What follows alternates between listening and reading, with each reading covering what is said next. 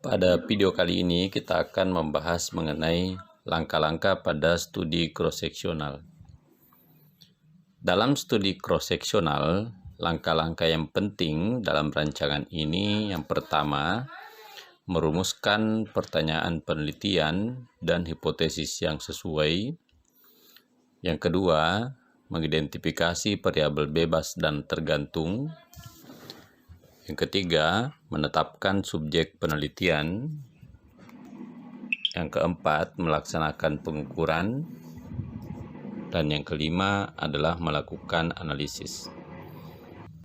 Sekarang kita masuk ke langkah yang pertama, yaitu merumuskan pertanyaan dan hipotesis. Pertanyaan penelitian yang akan dijawab harus dikemukakan dengan jelas dan dirumuskan hipotesis yang sesuai. Dalam studi cross-seksional analitik, hendaklah dikemukakan hubungan antar variabel yang diteliti. Misalnya, pertanyaan yang akan dijawab adalah, apakah terdapat hubungan antara tingkat pendidikan orang tua dengan kejadian enuresis pada anaknya? Selanjutnya, langkah yang kedua adalah mengidentifikasi variabel penelitian. Semua variabel dalam studi prevalence harus diidentifikasi dengan cermat. Untuk itu, perlu ditetapkan definisi operasional yang jelas, mana yang termasuk dalam faktor risiko yang diteliti atau variabel independen, faktor risiko yang tidak diteliti, serta efek yang dipelajari atau variabel dependen. Faktor yang mungkin merupakan risiko namun tidak diteliti perlu diidentifikasi agar dapat disingkirkan atau paling tidak dikurangi pada waktu pemilihan subjek penelitian. Sekarang kita masuk di langkah yang ketiga, yaitu menetapkan subjek penelitian. Dalam menetapkan subjek penelitian ini, ada dua hal yang harus dilakukan. Yang pertama adalah menetapkan populasi penelitian, dan yang kedua adalah menentukan sampel dan memperkirakan besar sampel. Sekarang kita masuk di menetapkan populasi penelitian. Bergantung kepada tujuan penelitian, maka ditentukan dari populasi terjangkau, mana subjek peneliti yang akan dipilih, apakah dari rumah sakit atau fasilitas kesehatan, ataukah dari masyarakat umum. Salah satu yang harus diperhatikan dalam penentuan populasi terjangkau penelitian adalah besarnya kemungkinan untuk memperoleh faktor risiko yang diteliti. Pada studi cross-seksional mengenai infeksi HIV atau AIDS, populasi yang dipilih hendaklah kelompok subjek yang sering terpajan oleh virus jenis ini, misalnya kaum homoseksual atau pengguna narkotika. Bila subjek dipilih dari populasi umum, maka kemungkinan untuk memperoleh subjek dengan HIV menjadi amat sangat kecil, sehingga diperlukan jumlah subjek yang sangat besar. Sekarang, hal berikut dari menetapkan subjek penelitian adalah menentukan sampel dan memperkirakan besar sampel. Besar sampel diperkirakan dengan formula yang sesuai, berdasarkan perkiraan besar sampel serta perkiraan prevalence kelainan. Dapat ditentukan apakah seluruh subjek dalam populasi terjangkau akan diteliti atau dipilih sampel yang mewakili populasi terjangkau tersebut. Penetapan besar sampel untuk penelitian cross-seksional yang mencari rasio prevalence sama dengan penetapan besar sampel untuk studi kohort yang mencari risiko relatif.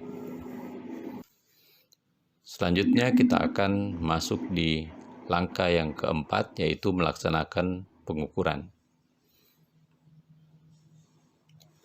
Pengukuran variabel bebas, faktor risiko, dan variabel tergantung atau efek atau penyakit harus dilakukan sesuai dengan prinsip-prinsip pengukuran. Sekarang kita lihat pengukuran faktor risiko.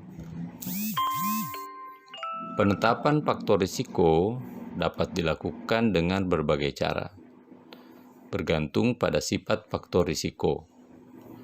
Pengukuran dapat dilakukan dengan kuesioner, rekam medis, pemeriksaan laboratorium, pemeriksaan fisik, atau prosedur khusus.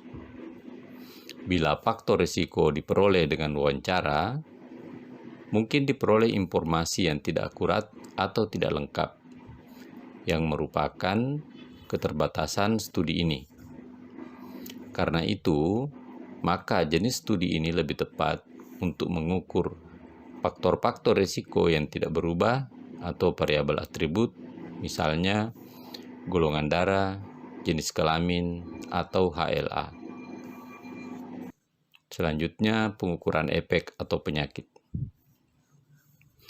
Terdapatnya efek atau penyakit tertentu dapat ditentukan dengan kuesioner, pemeriksaan fisik, atau pemeriksaan khusus, bergantung pada karakteristik penyakit yang dipelajari.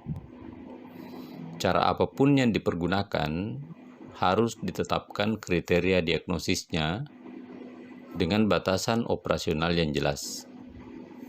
Harus selalu diingat, hal-hal yang akan mengurangi validitas penelitian, termasuk subjek yang tidak ingat akan timbulnya suatu penyakit, terutama pada penyakit yang timbul secara perlahan-lahan. Untuk penyakit yang mempunyai eksaserbasi atau remisi, penting untuk menanyai subjek apakah pernah mengalami gejala tersebut sebelumnya. Langkah yang kelima adalah menganalisis data. Analisis hubungan atau perbedaan prevalence antar kelompok yang diteliti dilakukan setelah dilakukan validasi dan pengelompokan data. Analisis ini dapat berupa suatu uji hipotesis ataupun analisis untuk memperoleh risiko relatif. Hal yang terakhir inilah yang lebih sering dihitung dalam studi cross-seksional untuk mengidentifikasi faktor risiko. Yang dimaksud dengan risiko relatif pada studi cross-seksional adalah perbandingan antara prevalensi penyakit atau efek pada kelompok dengan risiko dengan prevalensi efek pada kelompok tanpa risiko. Pada studi cross-seksional ini, risiko relatif yang diperoleh bukan risiko relatif yang murni. Risiko relatif yang murni hanya dapat diperoleh dengan penelitian kohort, dengan membandingkan insiden penyakit pada kelompok dengan risiko dengan insiden penyakit pada kelompok tanpa risiko. Pada studi cross-seksional, estimasi risiko relatif dinyatakan dengan rasio prevalence, yakni perbandingan antara jumlah subjek dengan penyakit lama dan baru pada satu saat dengan seluruh subjek yang ada. Perhitungan rasio prevalence nanti akan dapat Anda lihat dalam video tersendiri terkait dengan cara menghitung rasio prevalence dan bagaimana menginterpretasi hasilnya. Demikianlah video kita pada kali ini, pembahasan kita mengenai langkah-langkah dalam melakukan studi cross-seksional. Semoga bermanfaat. Sekian, Assalamualaikum warahmatullahi wabarakatuh.